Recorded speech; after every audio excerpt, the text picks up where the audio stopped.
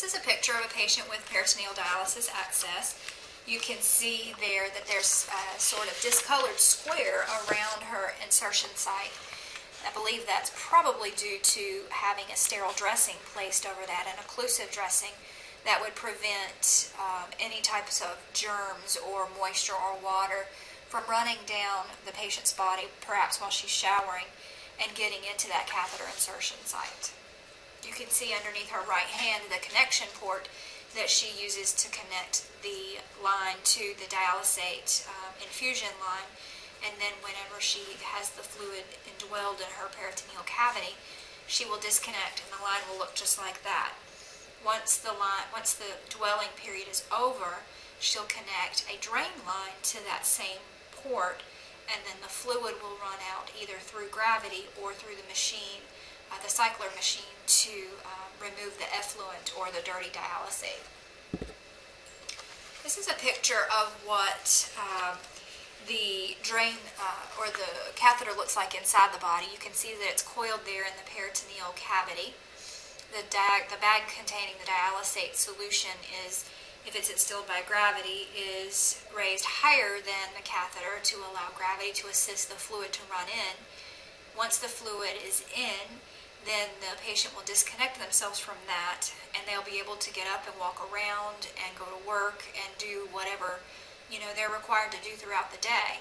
Once the dwell time is completed, and it's usually a couple of hours, they will then connect themselves to a drain line, and the fluid will then drain out by gravity, which means that you would have to have the drainage bag or the effluent bag lower than the peritoneal cavity to allow gravity to fully help you drain that fluid out. Sometimes they would use a cycler machine to do that if they're using the continuous or intermittent cycler-assisted dialysis. This is a picture of a patient connected to a continuous cycler-assisted peritoneal dialysis machine.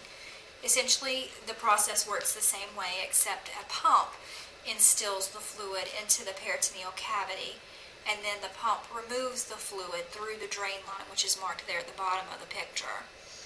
This can occur as a continuous process, meaning that the machine will indwell the fluid into the peritoneal cavity, and it will sort of rinse around that mesenteric membrane, and then the effluent will be removed in a continuous cycle.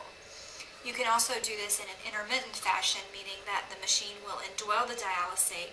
It will dwell within the body for a certain number of minutes or hours, and then the machine will then remove the fluid through a pump process through the drain line into an effluent bag. It's important for nurses to teach patients how to take care of these access lines that they have. You want to monitor the catheter insertion site for infection. But you also want to monitor the effluent that's removed from the patient or the dirty dialysate that's removed from the patient. If it's cloudy or bloody, they need to be sure to contact their physician. Cloudy or effluent that has sort of fibrous or stringy tissue in it is an indicator of peritonitis.